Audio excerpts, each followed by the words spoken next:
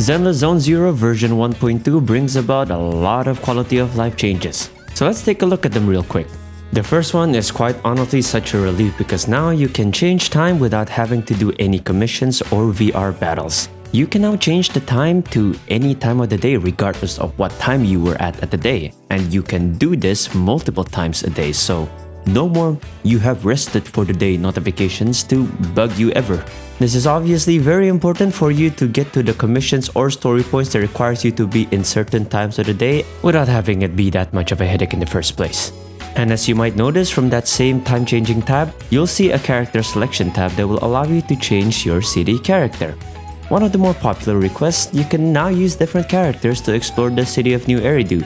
So far, however, it seems like you can only change between Belle, Wise, and Caesar, alongside Burness when she comes out in the second half of the patch.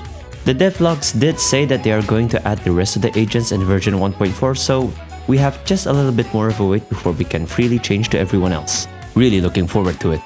Another big character management quality of life change that they've put in the game is the fact that changing themes and setting presets are now possible from outside battle stages or any stages.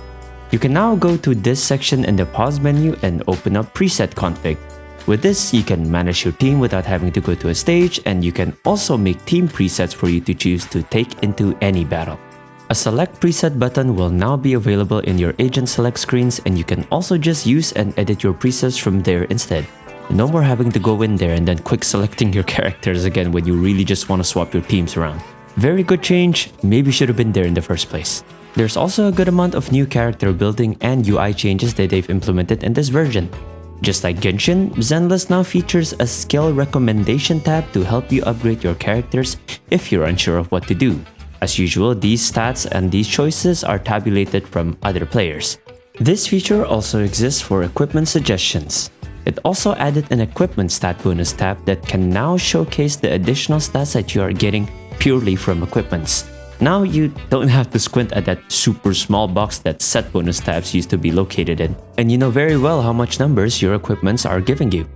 Another smaller change is that you can now immediately see the disk drive and W engine levels just by looking at them from the equipment view instead of having to press into them and then seeing them from there.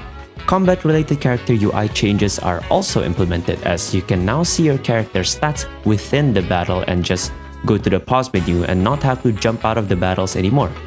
Plus, if you have a team that includes multiple characters with their own special charge mechanics or whatever combo sort of counter that they usually have depending on their skills, you can now see each individual charges under their character icon, regardless of which character you actually have on the field.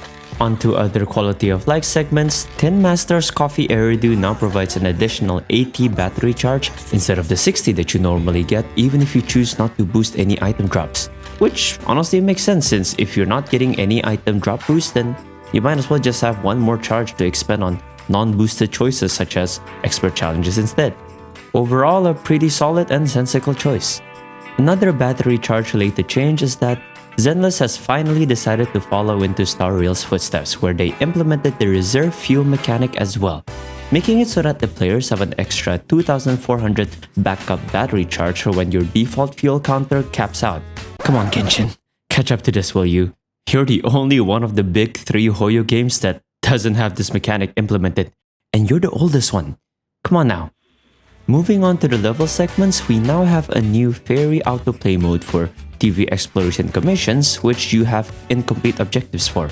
It will do an auto run of that commission for you and just get the remainder of the objectives that you haven't gotten for you.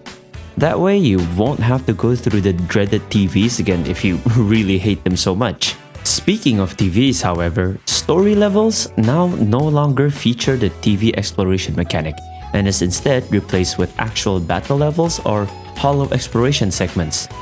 Well, I did say in another video that maybe they can consider taking the TV mechanic out of the story and keep it everywhere else, and looks like they did it.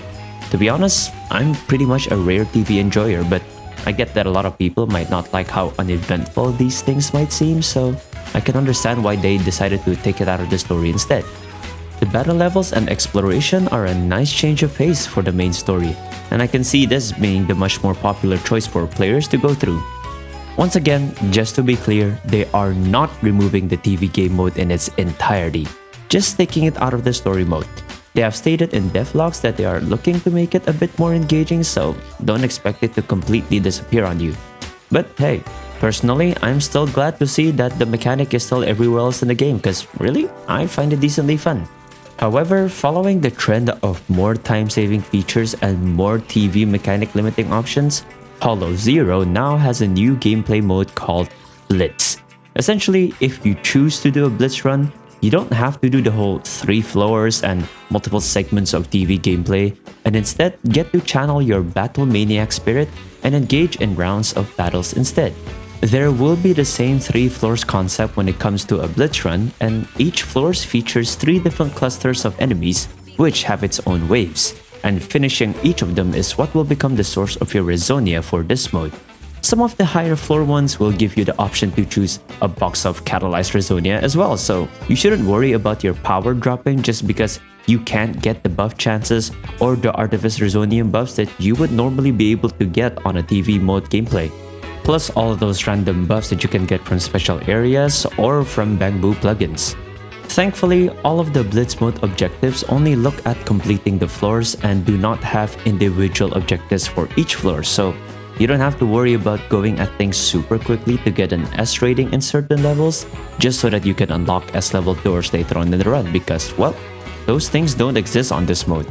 Plus, there are no new mechanics that will make it so that you have to do an S rating run of certain segments just so that you can have access to certain S rating buffs. All you need to do is make sure that you get through the battles because, well, quite frankly, you might not notice it, but it might be tough in certain levels, but after that, you should be alright as long as you remain alive and kicking. Oh, and if you haven't done this beforehand or you have just reached this stage of the game, to unlock this mode, you will have to have finished one single Withering Core run on Ether Activity level 3. The next segment of changes will focus on the Notorious Hunt, the first of which being the fact that you can now do them more than 3 times a week. If grinding weekly boss materials had been quite an issue for you, then this should help alleviate that just a bit. After exhausting your 3 free weekly opportunities to access these hunts, you can now choose to spend another 60 battery charge to go onto other runs. Other than that, they've also added a reserved relics box in the Outpost Logistics shop. You can use this to select and get other Notorious Hunt materials. As per usual, they follow the shop's monthly reset timer, so just keep buying them every single time they come out just to give yourself that bit more of Notorious Hunt materials. There are also a couple of things that are only going to be coming to the game on September 30th. One of them will be a new investigator training course, which seems to be a more streamlined and interactive version of the proxy handbook guides and cooperation exercises. And the other one is the Hollow Zero license level expansion. It will be increased from the current maximum level of 60 up to level 90, so expect more Hollow Zero rewards. There are also adjustments made to the auto-locking feature that you have in combat. Chain attacks and perfect assists now actually target the enemies you were comboing on, and it also prioritizes hitting the big boys if you're surrounded by its smaller lackeys after managing to stun the big guy. This will be less DPS wasted on just trying to get to the guy this time around. That's about as far as it goes when it comes to quality of life changes in Zenless Zone Zero version 1.2. I do hope that this is a sign of good things because they're really going through the paths and the requests that people are actually really asking for, so hey, let's hope that they manage to keep at it this way. Thank you for tuning in, and if you found this video to be somewhat helpful, then feel free to leave a like, and if you have some thoughts, feel free to leave it in the comments down below. Until the next video, my name's Leafy, and I'll see you all next time. Sayonara.